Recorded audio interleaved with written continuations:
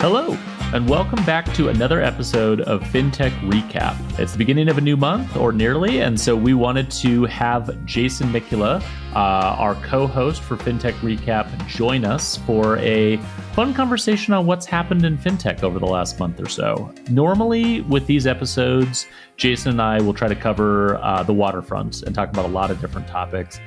This episode, there were two stories that were so dominant in the fintech ecosystem that we really wanted to focus on just two. Those two are, of course, open banking and the power moves that JPMorgan Chase has been making to reshape the open banking ecosystem.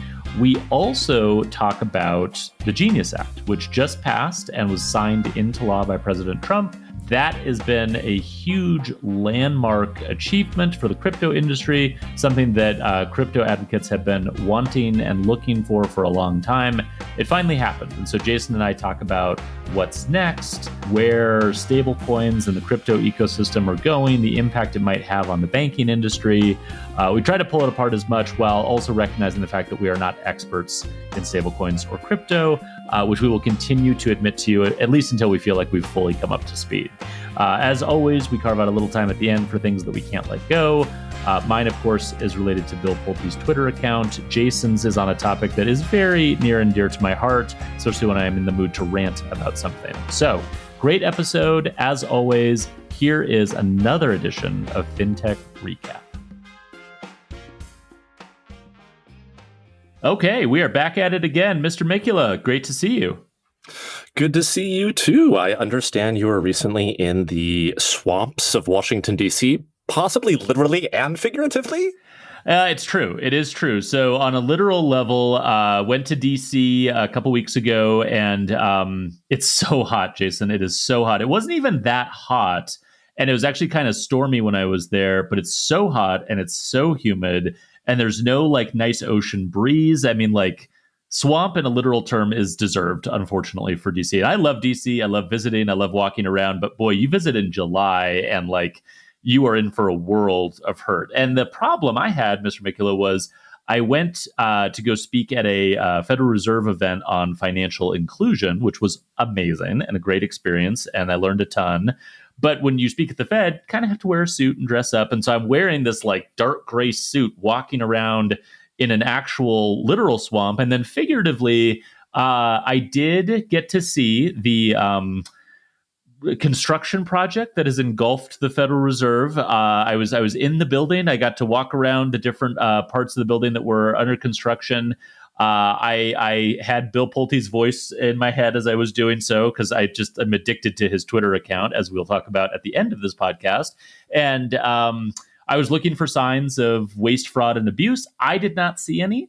It seemed all very reasonable. It's a big old building, so I'm sure it costs a lot to renovate, but nothing too suspicious from my vantage point. I will say one of the things that was funny was, whenever you go to like DC, you always sort of run the risk, particularly if you're going to like one of these buildings, that there's going to be like protesters outside or strange people asking questions outside. And I did run into one gentleman who, while I was waiting for security to clear me so I could go inside, asked if I worked at the Fed. And I said, no, I'm just visiting. And he's like, very calmly and very like in a very normal voice was like, well, can I ask you a question? I'm like, yeah, sure. And he's like, do you think it's possible that they are manipulating the macroeconomic environment to ruin my life?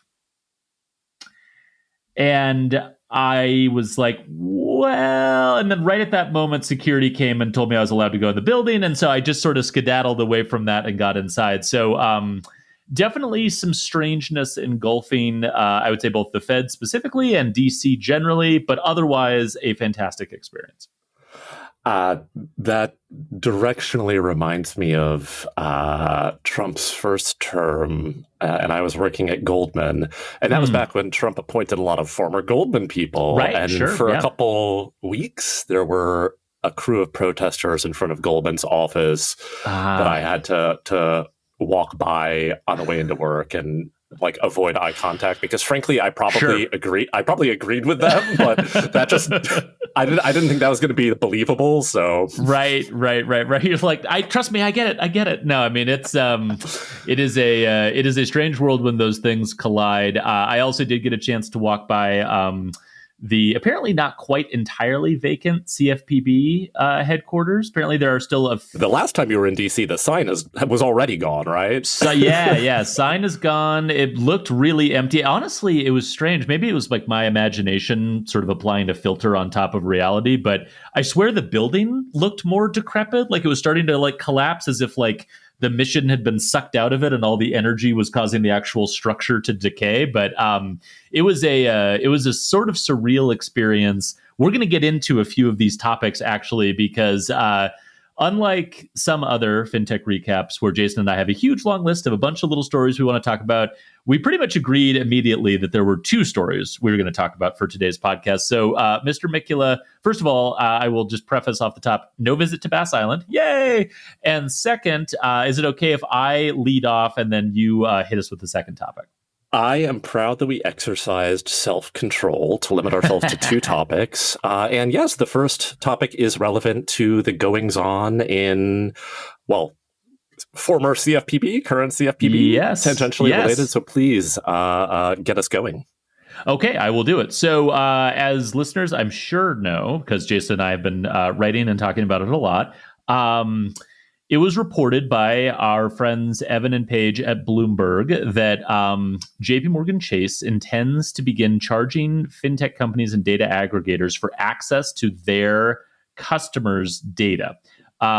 Now, this is a huge story in the world of fintech, and I think at least leaking somewhat into banking. According to Bloomberg, JPMorgan Chase sent around a pricing sheet to all the data aggregators: Plaid, MX, Finicity, Akoya, name your data aggregator. And couple of things about that pricing sheet. One, the pricing is really high, reportedly. And this is not just Bloomberg reporting. Jason, I think you sort of independently reported through sources. I did the same, that the pricing is quite high. From my reporting, up to about 10x what the data aggregators charge their end customers currently for access to the data. It's based on volume tiers. So the more data pulls you have, the cheaper your price gets, which is pretty common as a pricing structure. And most interestingly, the pricing is broken out into two different buckets: one for payments related use cases and one for non-payments related use cases. And the distinction there is essentially if you are pulling a tokenized account number, which is the sort of tokenized version of an account and routing number that you would need to use for any payments use case, whether it's funding an account after you book a loan or facilitating an ACH payment or what have you, any payments use case that accesses a TAN, a tokenized account number, that is a much higher price, again, about 10x what non-payments use case, which could be anything from budgeting and PFM to cash flow underwriting, those use cases are less expensive. Now, Chase has argued that it has invested significant time and resources in creating and maintaining a secure system to facilitate this data sharing, and that they are justified in recouping their costs for doing that. Not an entirely unreasonable argument, an argument that others have made a central argument in the Bank Policy Institute's lawsuit against the CFPB's rule on open banking, which is relevant to the story, and we'll get into that in a second. Interestingly, after this initial story broke, Evan at Bloomberg Law did some great additional reporting and found an unnamed political appointee at the CFPB who shared some concerns about the reporting of JPMorgan Chase charging for the data. And I'll quote from Evan here. He wrote, "The official, in conversations with fintechs, is probing whether the agency's bid to kill a Biden-era open banking rule in court may have opened the door for charges, according to multiple people with knowledge of the situation who asked to remain anonymous to discuss internal deliberations." So apparently the CFPB was sort of surprised that the JPMorgan Chase was A, charging money, and B, charging as much money as they are. I am surprised that they were surprised, but let's just set that aside for the moment. unsurprisingly, and I think everyone expected this to happen, it's been reported that other large banks are considering following suit. PNC CEO Bill Demchek, noted despiser of open banking, was asked a question on the bank's earnings call about fintech data access, and he said, "We're in discussions on it. I applaud what JPMorgan Chase did. I think they're exactly right. I think there's a big cost to keeping this data secure and producing it in a form that's readable for our clients. So we're, thinking about it." So, Jason. I would love to get your sense of what you think this news means, the larger context in which it's happening, which obviously, again, as I referenced, the CFPB finalized a rule in October. It was immediately challenged by the Bank Policy Institute and a small Kentucky bank and the Kentucky Bankers Association, which really just means it was challenged by the Bank Policy Institute, along with finding the right venue for their case. The CFPB, as we just discussed, under Acting Director Russ Vogt, it's basically been engaged in a all-out war to reduce the CFPB down to its minimally viable state, or minimally unviable state, I suppose you could say. The CFPB actually switched sides on this issue and asked the court to toss out the rule altogether. So, all of this broader context is happening around the gutting of this rule. And now we have Chase. So what do you think? Did this surprise you? Were you shocked by any part of this, or was this something that you sort of expected to happen eventually? I was not surprised. I mean, as you've pointed out and nicely summarized, this was one of the core complaints or core arguments contained in that lawsuit filed by Forsh Bank, Kentucky Bankers Association, and BPI representing basically the nation's largest banks. This was one of the main arguments in that lawsuit, that Section 1033 of Dodd-Frank, which, let's remember, was passed 15 years ago, did not specifically authorize the CFPB to prohibit the charging of fees. That was basically, in my mind anyway, the biggest and most substantial piece of that still ongoing lawsuit. With some it's what they were pissed about. That was if you really got down to the root of why they were so mad, it was that. There were other issues too, but that seemed like the big one, right? Yeah, there were some APA arguments about I was arbitrary and capricious, and you didn't do XYZ when you were formulating the rule, blah blah blah. But the main thing is they're mad that they have to give away this data for free, or incur cost in order to give away this data that then the aggregators, Plaid, Finicity, MX, whomever, go on and charge fintechs to consume. I mean, I think so to answer your initial question, no, this was utterly obvious. And of course, this was going to happen. I will say the piece that I was maybe slightly surprised at was how aggressive the pricing is.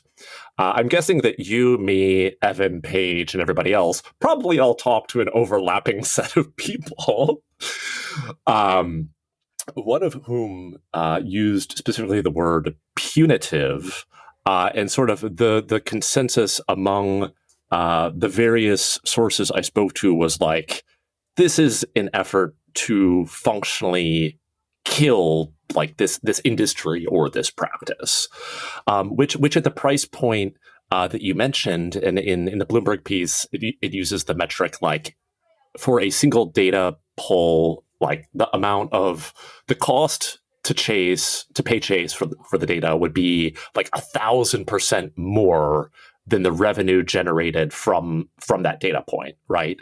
And at that point, many of the use cases, and hopefully we have time to talk through some of the actual potential consumer impacts, but many of the use cases would just become economically impractical, right? So, I mean, when I was sort of looking at this and trying to think through sort of how does this evolve, how does this move forward, it's worth remembering, one, the lawsuit we're discussing, the challenge from BPI, which in my head is just a challenge from Chase at this point, but yes. Big banks. Yep.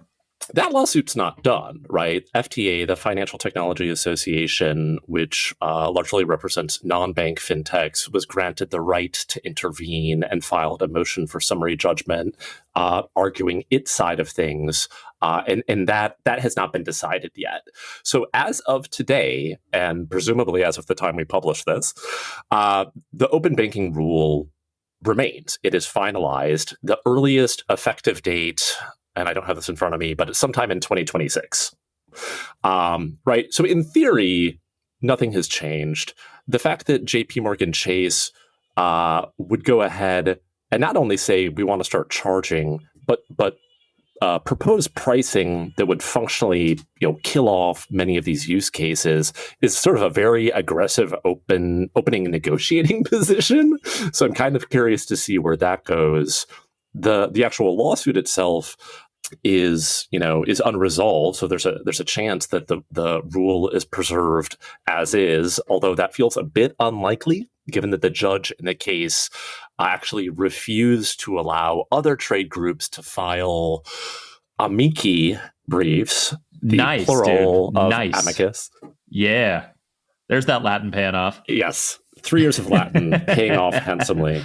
And I mean, I guess one last thing before I throw it back to you that I was maybe a little bit surprised about was sort of the intensity of the industry freak out at this development, right? So I mean, it feels like it was in theory, relatively minor piece of news on its own, but I think in the wider context of this sort of ongoing battle between big banks and fintechs.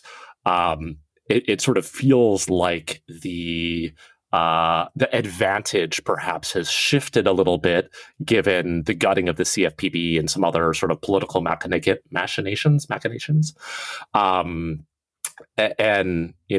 what the actual impact on these fintech firms, and more importantly, on the overall competitive environment and what services consumers do or do not have access to, there's potential risk that this could have a very serious impact, particularly on one of the topics I know that is close to your heart, which is cash flow based underwriting.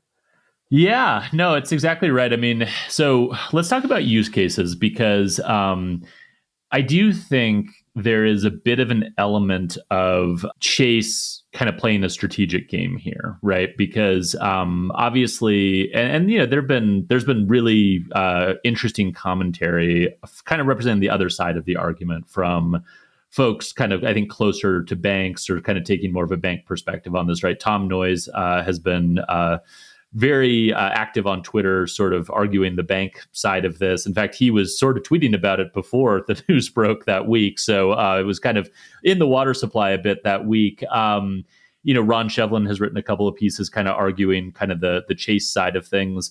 I mean, I think that it's absolutely reasonable for banks to want to charge something for this, right? Like it is a cost. I've always been a little unsympathetic to Chase saying like how expensive it is given just how profitable Chase is. But like if you think about this requirement being applied to all banks globally, like there is an expense to standing up these APIs, to maintaining them.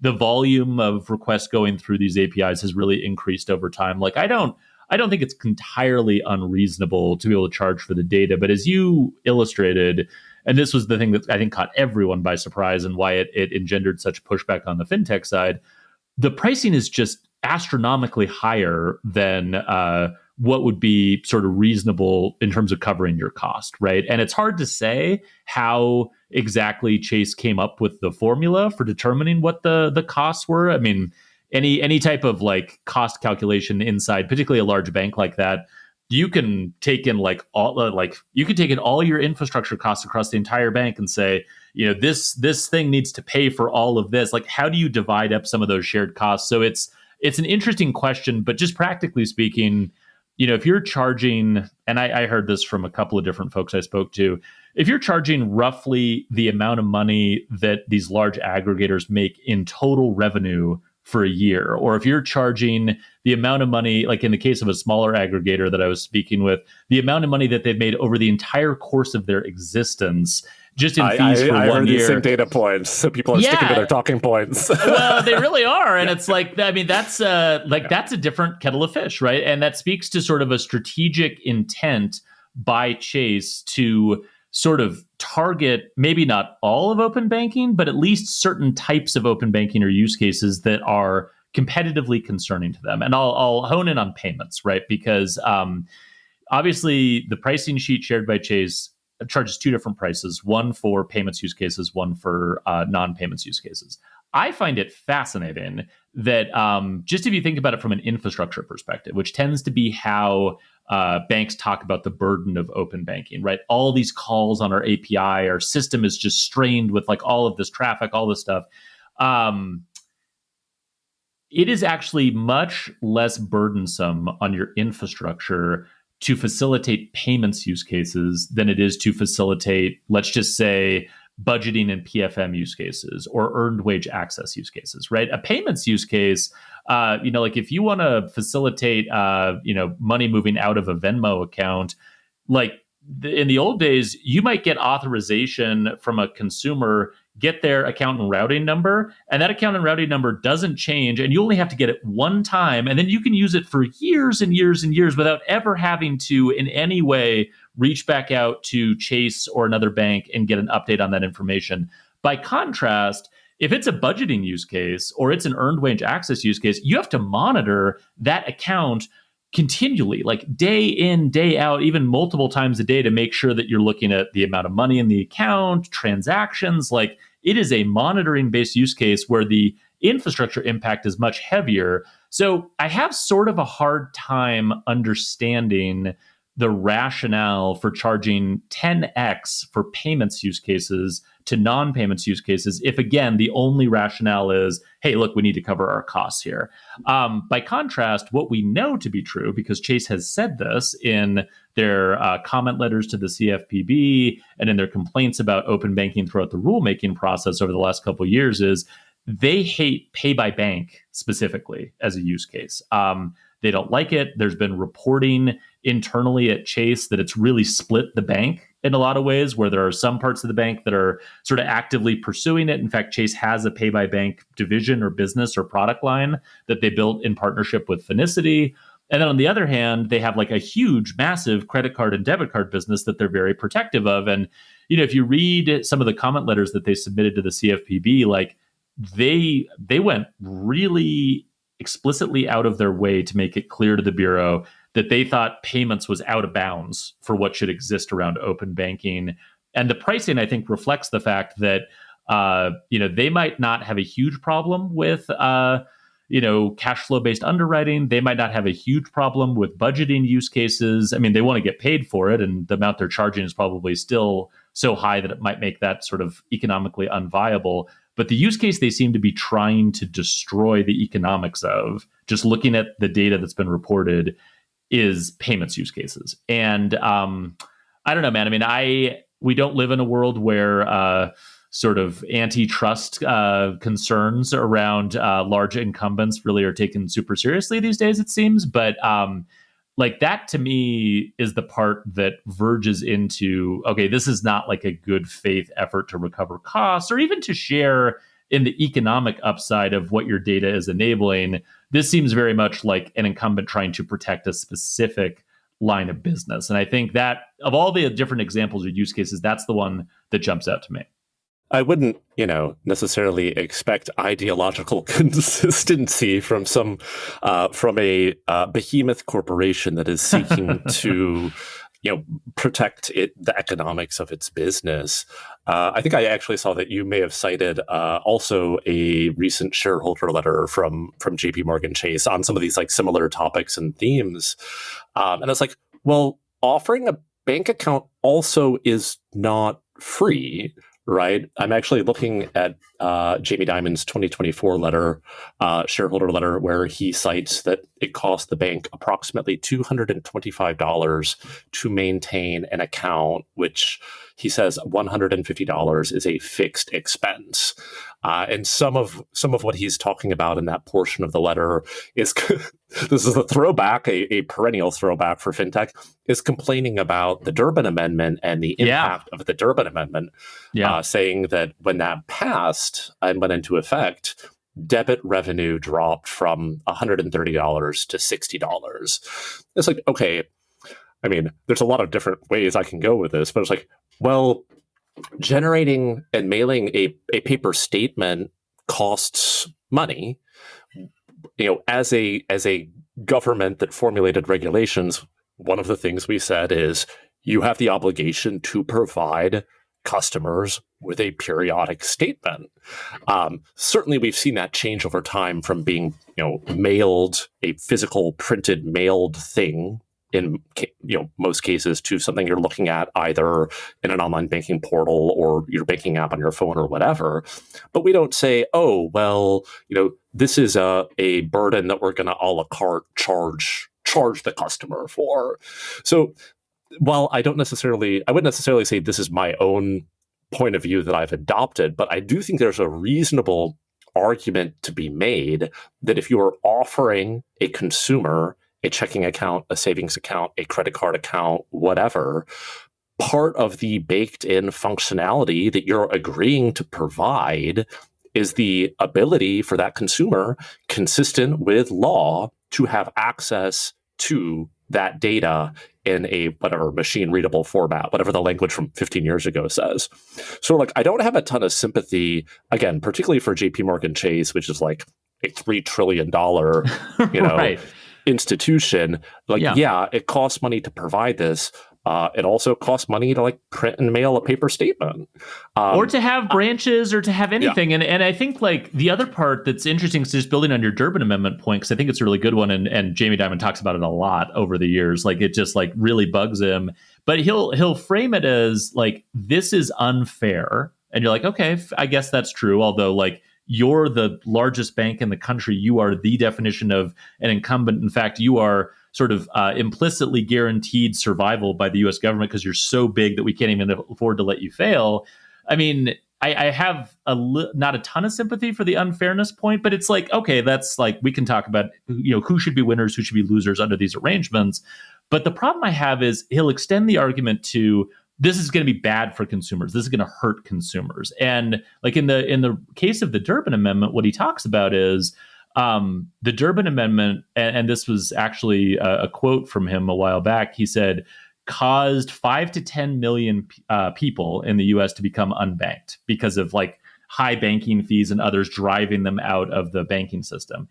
And I find that to be such a disingenuous stat to claim or to share, because if you look at the FDIC's data over that time period, the rate of unbanked households in the U.S. has actually dropped by about half, right? It's gone from 8% of households to about 4% between 2010 and 2023. And I think, so again, from Jamie Dimon's perspective, it's hey, this hurts our profitability, it's unfair, and it hurts our ability to serve these customers. And because we can't serve these customers, I think the assumption is no one can serve these customers. But the problem is, with that logic, just because it hurts your ability to serve these customers doesn't mean it doesn't empower someone else to serve these customers. And I would argue that the Durbin Amendment actually created a whole range of new competitive offerings for those consumers, which probably is why the unbanked rate in the US went down. So just because it hurt your ability to compete in certain areas doesn't mean it hurt consumers. And I see that conflation of those two ideas with the Durbin Amendment. I see it in open banking. It's a talking point that comes up again and again with banks. Sorry, I interrupted you. No, not at all. I mean, everything always goes back to Durbin if you talk long enough. And I had a double espresso right before we started recording this, so I'm extra amped up today. Yes. I mean, one more piece of this I want to make sure we fit in is, sort of, okay, let's say Chase proceeds with this pricing that is so high that it becomes impractical to continue to use these APIs that they've built to facilitate data sharing. Sure. A question that a lot of people asked me, which in turn I asked other people, was, well, can't we just go back to screen scraping? Like that's what we did before these APIs were built.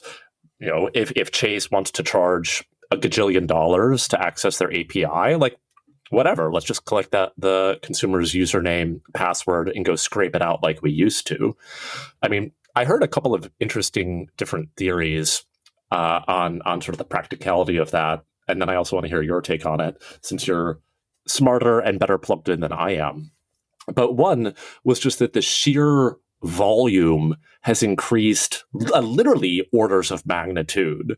I mean, many, many billions of these API calls or data calls are being made.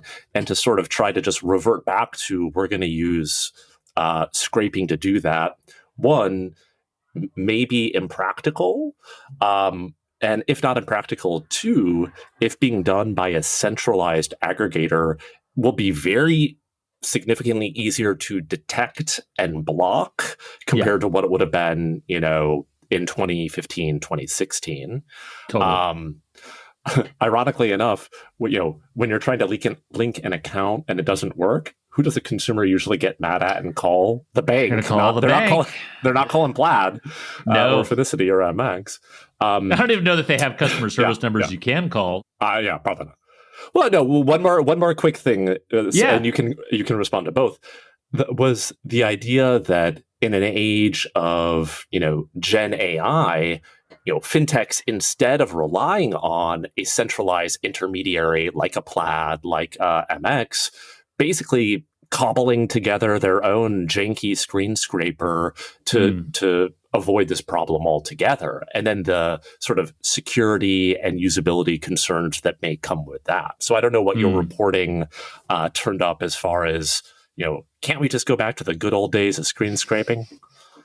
Yeah, no, it's funny, right? I've been thinking about it as like different like outcomes. I've been reading Goldilocks to my son a lot at night because you know how kids pick the same book and they just want you to read it over and over. So Goldilocks is one of the favorites right now. So reading Goldilocks every night's kind of burned into my brain, and it's like Papa Bear, Mama Bear, Baby Bear. Like one of them is like just right, and I think if you think about the different stakeholders involved in this, I actually think there was a world in which the big established data aggregators like Plaid and Finicity and MX could have really actually benefited from, strangely, from the rule being thrown out or vacated by the CFPB, right? Because in a world in which that rule is in place and banks are required to just provide open access for anyone who wants it to their APIs, the base level of what Plaid and MX and others had built in terms of integrations and data coverage sort of becomes less of a competitive advantage or a competitive moat, right? So like in that Rohit Chopra vision of the world, it sort of actually knocks out some of the competitive advantages for Plaid and MX and some of those companies. The middle of the road outcome, which I thought was where we were headed, was, all right, we're still going to have APIs, but we're tossing out the rule, and this data access is no longer guaranteed, which means it's likely that the big data aggregators that already have data access agreements and that already have APIs and that already have good coverage, they'll actually strangely benefit from a lack of a rule because they won't have other competitors coming in. They'll be able to negotiate and use their scale to negotiate with all of the banks, and they'll sort of work out a détente that's going to be like reasonable here. The third road, the most extreme one, I guess this is like the Papa Bear one, where the Papa Bear just growls and is really mad when someone eats his porridge, is Chase throwing this pricing out at aggregators and sort of giving the indication that they just want to kill this market altogether. And to your point, that is, I think, actually very bad for the big data aggregators, because if you can't come to a commercial arrangement with Chase or with PNC or with Bank of America or anyone else who's going to try this, if you can't come to commercial arrangements that make sense for your business and for your end customers' use cases, you're kind of dead in the water a little bit. And then the question is, all right, so what replaces that? And I think the quote from Jurassic Park, like life finds a way, kind of applies to fintech too. Like fintech finds a way. Like if it needs this data, it's going to find a way. And to your point, it's really easy to block a screen scraper when it's coming from a specific IP address in San Francisco and the volume is just like massive. Like you can like detect that, you can stop that. That's easy to do. But how do you stop every fintech startup in the world that now has access to LLMs and vibe coding from just building their own set of, to your point, very janky screen scrapers? And it's just death by a thousand cuts where everyone is trying to screen scrape you all the time. You have no insight into the permission that they're getting from their customers, how that permission is being managed, who this third party is, and if they can be like in any way validated or trusted. And then to like wrap this all up in a bow, your point is a really good one. In any of these scenarios, the customer is going to call you when something bad happens. And this is why I think the Chase thing is really short-sighted. People are going to share their data. They just are. I know you want to like reset the clock to a time when this didn't exist, but that is like not possible. We live in this world. Consumers are going to share their data. Fintech founders are going to find a way to enable consumers to share this data so they can build experiences on top of it. And when something breaks or goes wrong, or heaven forbid, fraud happens or a scam happens, you're going to take the hit, right? And the lesson I've taken away from Zelle and scams and all of these things is, it does not matter if legally, if from a regulatory perspective, you are in the right, you are not liable for these things. If enough of your customers get hurt or bad things happen or they're frustrated, it will land back on you eventually. Elizabeth Warren will tweet about it, and you will end up having to explain yourself. And so to me, again, a structured, well-regulated market where you can exercise some control, maybe get some money back on the costs that you're incurring, maybe have these like bilateral agreements with different aggregators. Like that is a world that you want because you can exercise some control. This alternative one that we're headed into, I just don't think it's going to be nearly as good for banks, even the largest, most sophisticated ones like Chase, as they maybe think it will. And that's kind of my lingering thought that still sticks in my head as we sort of see how this plays out. Okay, I feel the need to read one more Jamie Dimon quote, and then we may have to move on. Okay, but I think I tweeted this, but it's from the same 2024 letter, and he's talking specifically about open banking and quote unquote third parties want to exploit consumer data, and he says. Contrary to what you may read, we being Chase, have no problem with data sharing, but only if it is done properly. It must be authorized by the customer. The customer should know exactly what data is shared and when and how it is used. He bolded those words. Third parties should pay for accessing the banking system and payment rails, et cetera, et cetera. And again, not that I expect ideological consistency. And I'm also very aware that the comparison with credit reporting agencies is not like perfectly analogous because banks like JPMorgan Chase have a clear incentive to furnish data as an enforcement mechanism. But I don't recall, voluntarily agreeing to have Chase give my Chase Sapphire Reserve data to TransUnion, Equifax, and Experian. And as I forget who, but as somebody pointed out on Twitter, Chase also has an entire marketing business line that monetizes consumers' data, and I'm guessing Chase Media Solutions. Yes, I'm guessing nobody opted into that. So I know it's very, very, I don't know. Naive of me to be stunned by the lack of ideological consistency here. But I feel the need to point it out. No, it's totally fair. I mean, we can move on. I mean, I agree with everything you said. I think the reality of this stuff is just like this is what bare knuckled capitalism with no rules looks like, right? Like the biggest bank gets to set the terms. They get to exercise however much market power they want to. Again, as I said before, I think they maybe are pushing themselves into a world that they're maybe going to regret or have some challenges with later, but they really ideologically, and this isn't every bank, but Chase, PNC, a few others, they just have ideological problems with this, right? And most of them are smart enough not to say out loud that it's our data, it's not the customer's data, but that's how they think. I think is like, this is our data, we built it, we generated it, we protect it, we manage it, we can give consumers access to it, but like you don't get it for free. This is their attitude. And, I'll be very curious to see. The negotiations are ongoing, right? So we don't know if the pricing that was given out is going to be the final pricing. It's entirely possible this was the opening gambit in a larger negotiation with the aggregators. They always say start really low or really high when you're trying to negotiate a price for where you want to land. So maybe it's just that. I think I've seen some speculation from folks that maybe there are other things that the aggregators or fintech companies can do that would sort of help banks get more on board with this.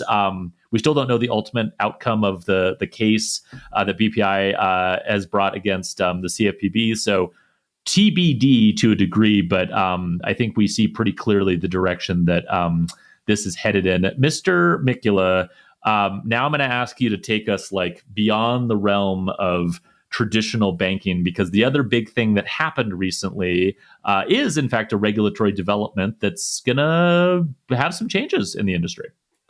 Yeah, absolutely. I mean, while you were enjoying Financial Inclusion Week, it was also Crypto Week, apparently. Yeah. In DC, and the Genius Act was passed by the House and then signed by Trump, and is now the law of the land. The bill is 134 pages, and I will admit I did not read it word for word, and we will refrain from running through every single specific point of it here. But at a very high level, to frame our conversation, it creates a dual state and federal framework for the licensing and oversight of stablecoin issuers, because why would we not want to replicate our incoherent federal banking system into a new stablecoin blockchain world?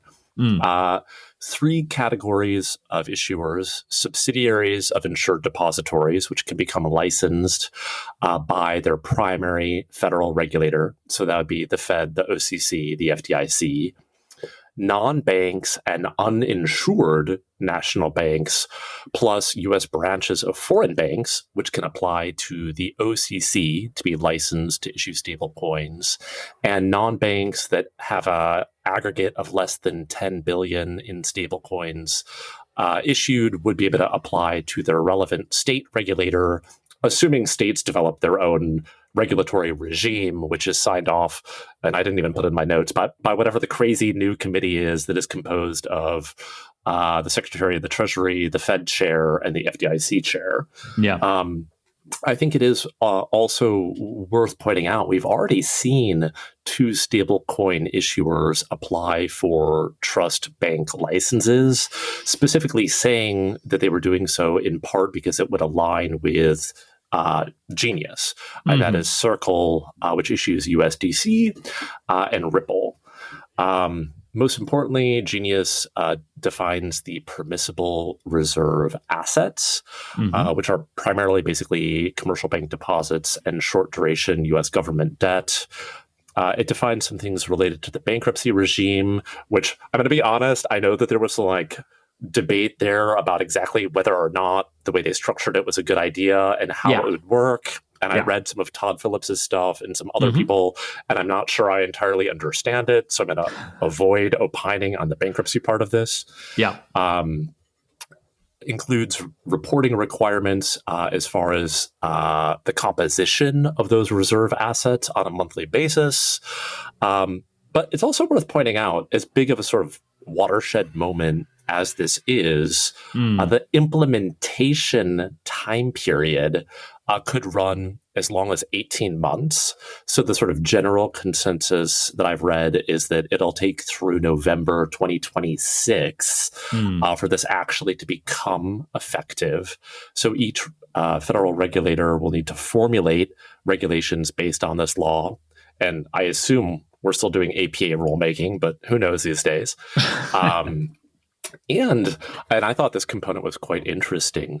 Existing stablecoin issuers have a 3-year grace period from the signing of it, so basically from now, to come into compliance.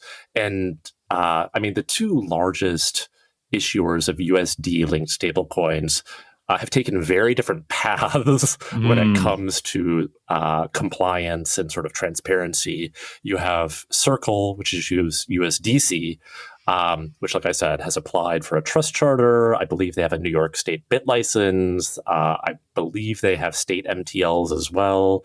So really, making what appears to be a good faith effort to like be compliant with the US regulatory regime. And then you have Tether, which has pursued a very sort of different strategy. So under Genius, Tether would have until 2028 to either become compliant, or, as I understand it from reading some of the reporting and comments from Tether's CEO, Paolo Arduino, who I actually interviewed a long time ago. Really? Wow. Yeah. It was like the first live podcast I did at Money 2020 in Europe in 2022. And the audio quality is terrible, so don't even try to go listen to it. That was my fault, not Money 2020's fault. But as I understand, the plan would be to launch a new stablecoin that is specifically compliant with Genius, while simultaneously working to get the existing USDT Tether stablecoin into compliance, which is an interesting strategy. Yes. So this, I mean, as you and listeners probably know, I've done my best to stay out of the stablecoin conversation because I feel like I still want to learn and talk to people, but like this was kind of like too big of a moment not to engage on. Yeah. I am curious, I guess, first question to you, and you can pick whatever stakeholder you want. Who are the winners and who are the losers? We've got big banks, small banks, we got card networks, ACH, remittance, consumers. How do you see this unfolding and actually impacting the landscape, presumably not today or tomorrow, but over the next, 1, 2, 3 years? Yeah. So, I mean, it's a great question. I think the obvious winners in this are a couple things. One, I think Circle is very happy and is a good position relative to where it was, just because, as you said, it had staked out a position of we're going to be the stablecoin issuer that leans into regulation. We're going to be the heavily regulated one. And quite frankly, that was a disadvantage for a long time, right? Like they briefly broke with their peg when SVB went down. A lot of market share has actually shifted from Circle to Tether over the last couple of years. I think Tether is seen broadly within the sort of crypto economy as like the easier stablecoin issuer to work with on a number of different levels, not all of which are like good sort of preventing financial crime sort of levels. But like it's been a disadvantage, I think, historically for Circle to try to play a more regulated game without really good federal regulation existing and requiring stablecoins in the US to play by those rules. Now that those rules exist, and I think generally they are pretty compatible with what Circle has already sort of voluntarily been doing or been doing on a state level in the state of New York, I think that they are going to continue to sort of be able to be the market leader in the short term for really heavily regulated stablecoins. I cannot explain or defend their current valuation after going public. It makes no sense to me. It doesn't even make sense to the most ardent crypto defenders. So we'll set that aside. We don't give financial advice on this podcast. But setting that aside, I mean, I do think this is good for Circle and sort of validates their strategy that they've had in place for a long time. The other, I think, immediate obvious winner, and it's kind of an interesting one, but it's consumers living in other countries that want access to dollars. I think that obviously there have been other mechanisms to get access to dollars if you've lived in other countries, but they've always been sort of analog or difficult to access in various ways. Stablecoins sort of democratize access to stable currencies. And so, I always try to remember the folks who live in those other countries and just how beneficial relative to the standard experience they have getting access to dollar-backed assets is. I will say that just because they're getting access to that through this new sort of like explosion of stablecoins we're going to have, I don't think that necessarily means that everything is going to be hunky-dory. I'm always a little bit surprised when we talk about stablecoins, how we never talk about the fact that, while it's good for those consumers, it's actually bad for the governments in those countries and sort of undercuts their ability to manage their own monetary systems. And I don't know that we've really seen the backlash that's going to form from other countries that get pissed at the US for sort of exporting dollars to their citizens via stablecoins. It's one of those things where it's like it's presented as a feature by advocates in the US. It's presented as a feature by a lot of government officials, actually, and regulators who've talked about the Genius Act and the virtues of it. It's going to cause problems with other countries, I think, and I don't think we know exactly what that's going to look like yet, or how they're going to try to crack down on it, or sort of stop this from happening. So I think that sort of geopolitical lens is one. Jason, the question I want to bounce back to you is: I've heard people say this is good for banks, this is bad for banks. I wrote a piece saying that stablecoins were going to be probably a net bad thing for community banks. We've heard JPMorgan Chase, Citi, a number of other large banks either say they're going to do a stable coin, indicate that they might do a stable coin. What do you think this means for banks?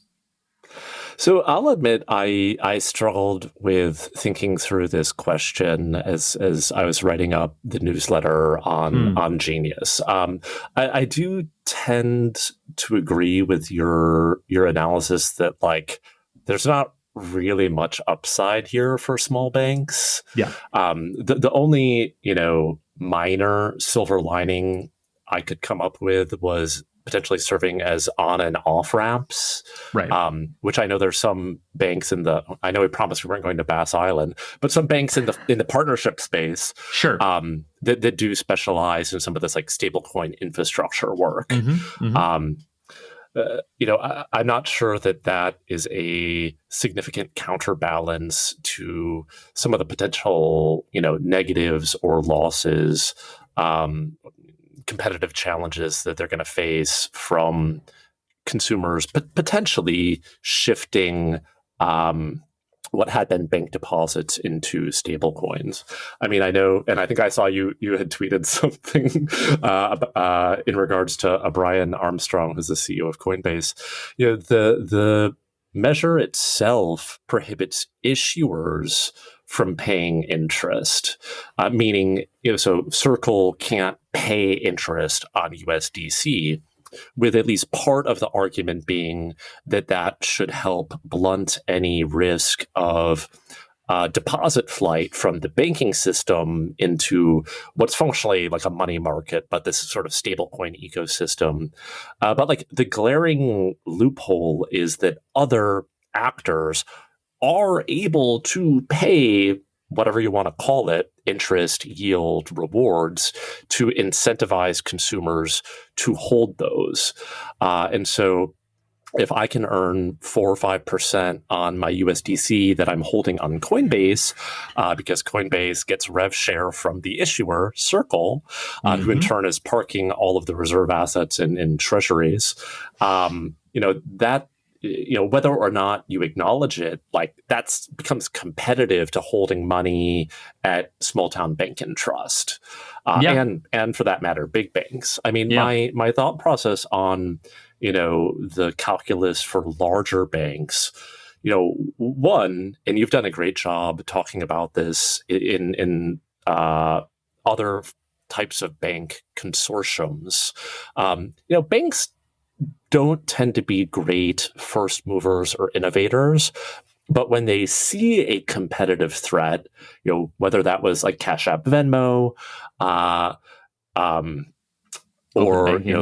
open banking with Akoya, they do tend to be pretty effective at using their size and using their market power to respond, and sort of often respond by building their own closed garden, right? So for instance, EWS, early warning, that data, which in addition to operating Zelle, EWS shares checking account usage and fraud data, as I understand it, is generally not available to fintechs.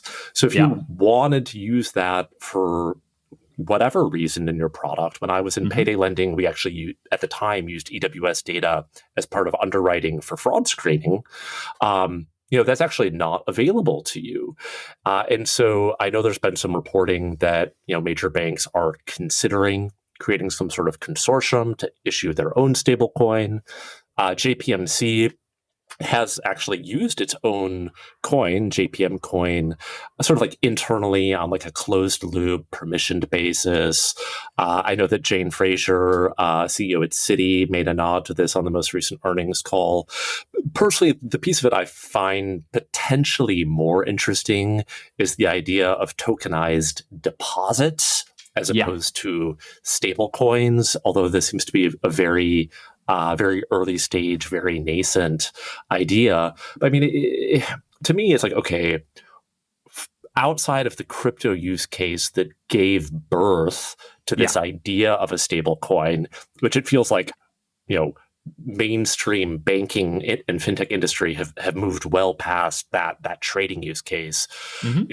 A stable coin fundamentally feels like a stand-in for what people really want, which is a better rail to move dollars.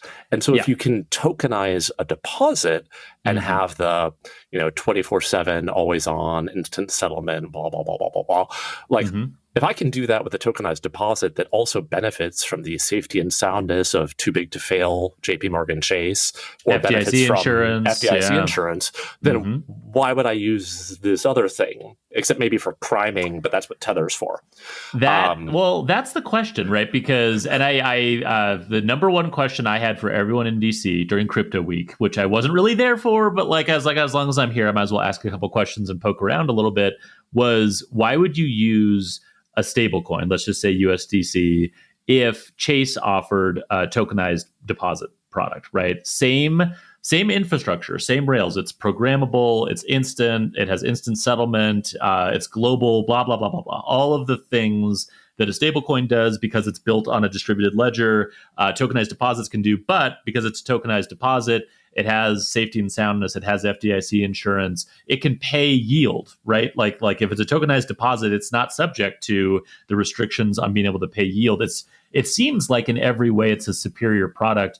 The only, and this maybe touches on your criming point a little bit, the only difference that I thought was interesting, I hadn't really considered, was stable coins are a bearer instrument, meaning that whoever has the stable coin has the money, right? It's like cash or a bearer bond or a cashier's check. Like there are certain financial instruments where possession entirely defines ownership. Stablecoins are like that. And that form of stablecoin is allowed under the Genius Act, right? So you can get USDC and then you can, in a permissionless peer-to-peer fashion, keep it in your crypto wallet, send it to someone else in their crypto wallet, and you can exchange it just the way that we do cash. Now, that creates a whole bunch of money laundering concerns. And I know that Treasury is really, really keenly looking at and studying and trying to understand what does it mean when we essentially digitize cash in that way and make it sort of instant and global and permissionless sort of by default. So there is that question. There'll probably be a lot more scrutiny on ramps and off ramps to your earlier point. But the interesting question is, if you have a tokenized deposit, do you choose to make it a bearer instrument or not? And my understanding from talking to people is it is likely that regulators will allow banks, if they want, to make their tokenized deposit product, if they choose to offer one, similar to a stablecoin in that fashion, where it can be a bearer instrument. Now, what I've heard is that Chase's initial sort of moves in the tokenized deposit space are not. They are one where anyone who wants to use their tokenized deposit has to be onboarded. It has to go through their KYC process. It's kind of a closed ecosystem in that way. But you could imagine another bank coming along going, hey, we're going to offer this same tokenized deposit product, but in order to appeal to the people who like to use USDC or to the people who like to use Tether, God forbid, we are going to create more of this permissionless, use it like cash form of tokenized deposit product. And I think that's one of the big unknowns, but possible distinctions in the tokenized deposits versus stable coins. And candidly, going back to your earlier point, a lot of this is going to depend on how the rules end up being written, right? We have the Genius Act, which is great. It's not overly prescriptive from what I've heard from lawyers who've sort of actually read the whole bill cover to cover.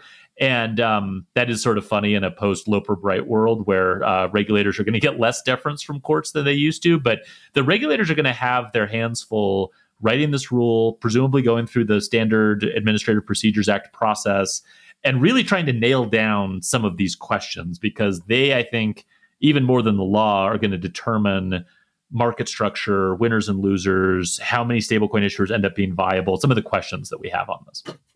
Well, that is also a really interesting point at a time when I'm not sure if you've noticed, but like they've like fired and laid off a lot of people across the U.S. I have noticed that. Yes. And the idea that not only are the existing regulators going to be responsible for formulating new regulations necessary to implement Genius, going through the licensing process for who knows how many stablecoin issuers, but potentially quite a large number. While Tether and Circle account for the lion's share of USDC stablecoins in circulation, there's like more than 200 USD pegged stablecoins, which will either need to make a choice to become licensed and become compliant, or I guess become what I understand the industry is calling like an offshore stablecoin. And then as this market gets up and running, actually supervise these issuers. And something tells me, you were just at the Fed, so you had a firsthand point of view. I suspect that most of the existing bank regulators don't necessarily have a deep level of expertise when it comes to these kinds of topics and questions that we're talking through, which poses a challenge to regulate a stablecoin issuer if you don't currently have the literal staff and expertise to do so. Yeah. Well, I'm glad you're bringing that up because, I mean, the thing people always forget about the regulatory side is we just sort of assume there's like this unlimited pool of regulatory capital available to enable whatever thing we want to do. And that is just not true, right? Like whenever you talk to folks on the regulatory side, what they will tell you is they are understaffed and just buried under work, right? And so it's not like the OCC was like teeming with examiners who are just sitting around with nothing to do. And now they're going to have, and I guess like they won in the sense that they're going to get a whole new category of chartered institutions to oversee and to collect assessment fees from and stuff. So like, in a sense, I think the OCC is happy that like this is falling under their umbrella, but it's going to be a ton of work there. I mean, I can't really imagine they won't need to hire more people. And again, this is happening in the backdrop of regulatory agency staff being cut and being reduced. It's going to be a ton of work, and I'll be very curious to see how they prioritize the sort of enforcement, the supervision, the chartering of these institutions. I think the other question, Jason, and you brought this up earlier, is how many companies in this space do we see just opt to become a bank entirely, given that the window is also open for that? There's a real push to get access to Fed master accounts, which is kind of a critical component, which I know you've written about with some of these new companies that are trying to get these trust charters. So, I mean, there's a lot of different moving pieces that are going to really impact regulatory agencies on a number of different levels. The last piece on this, and then we'll get to our can't let it go. Just because this came across right before I hopped on to record this with you. The banking associations are not big fans of those new charter applications. No, they are not. A letter from ABA, CBA, NBA, ICBA, and America's Credit Unions, which I've honestly not even heard of that one. Me neither. Basically a comment letter regarding the trust applications for the various ones we mentioned, as well as Fidelity Digital Assets, because they applied for one as well. Right.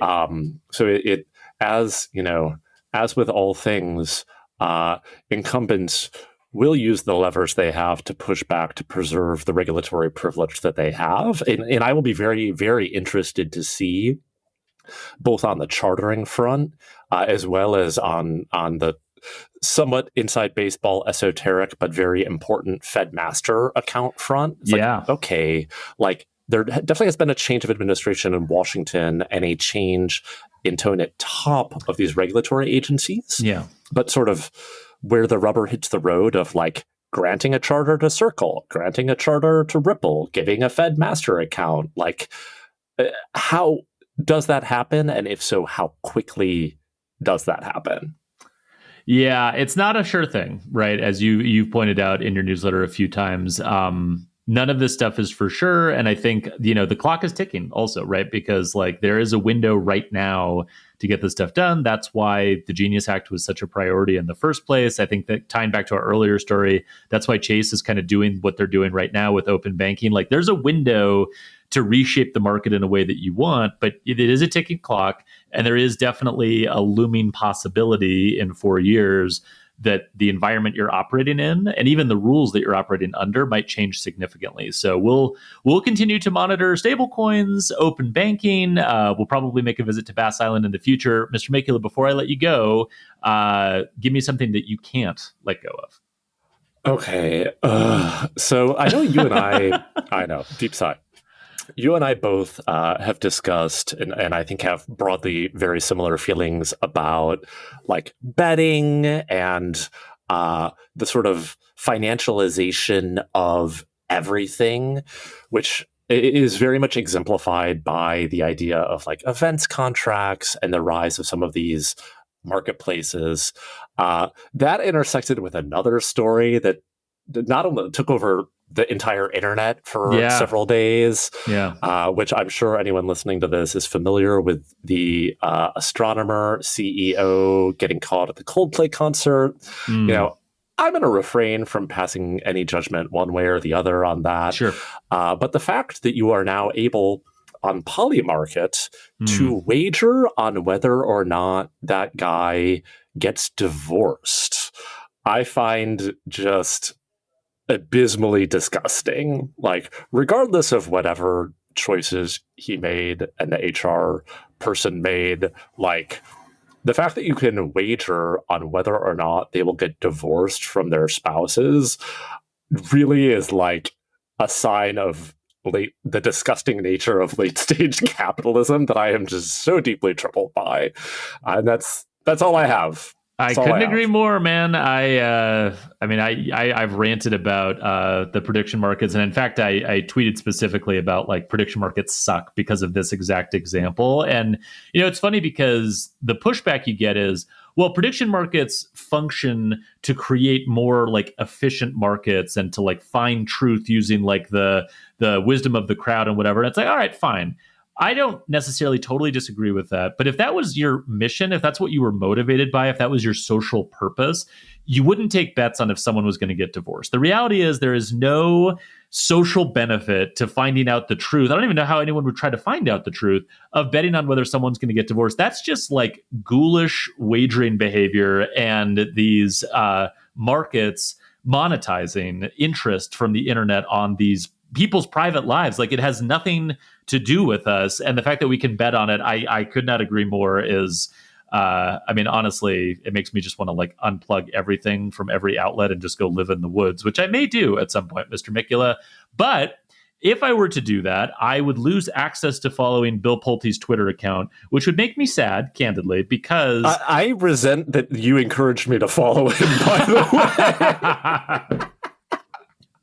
Yes, sorry. I got him addicted to the Twitter account. No, I mean, it's like, I just feel like I have to share it with anyone I can because it's incredible. And once you follow it, you can't stop. And it's this crazy mix of like trying to ruin FICO's life, which I've written about, trying to find ways to bring down costs for homeowners, which is, I guess, ostensibly a good thing, trying to get Jerome Powell fired, which he is like deeply obsessed with in a way that like, find someone who is passionate about you the way he's passionate about getting Jerome Powell fired. And then finally, his just sort of strange use of Twitter generally. And that's the thing I can't let go of, because he will, in kind of typical, and this is, I guess, sort of similar to how his boss uses social media platforms, but like there's a lot of capitalization of random words. And then the one that's killing me is there's a lot of quotation marks randomly. And so like, for example, he recently tweeted, today we allowed for rent, all caps, payments to count, all caps, towards qualifying for a mortgage, all caps, if Obama, quotation marks, or Biden, quotation marks, did that, they didn't, it would be nonstop news coverage. That is just like a great combination of like unhinged all caps in random places, quotation marks around Obama and Biden's names as if to indicate that those aren't actually their real names. I don't know if he knows like what quotation marks are meant to convey from a meaning perspective, but like just randomly putting those in quotes. And then, of course, the complaint that he's not getting enough news coverage, which is like very, very on brand. So everything about it is a perfect encapsulation of, I guess, the hellscape that we're living in. But at least it is mildly entertaining, and I do enjoy it. My favorite one I saw was he tweeted something related to the like trying to get Powell fired. Yeah. Then that tweet became a news story that he like wrote something, and then he tweeted the news story and I think like talked about himself in the third person. And I'm like, you've just like it's inception of tweets. Like, and then I deleted Twitter from my phone because my brain is rotting. Yeah, you were like, is Powell actually getting fired? Like, why do we even think this is happening? It is a truly strange and really remarkable use of Twitter that, you know, again, if I'm going to be on this platform, I might as well be entertained, and it is entertaining. So, Mr. Mikula, I found it greatly entertaining to record this podcast as always. We will be back at it again next month. A couple of months from now, I think we're actually going to see each other in person, maybe at one or two places. So I am both super nervous about the fall travel schedule resuming, but also excited to see you in person. And until then, thank you, sir. This was fun. Talk to you soon.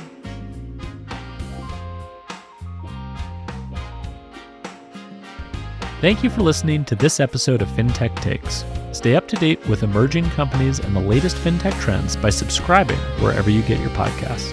And if you love Fintech Takes, please tell a friend.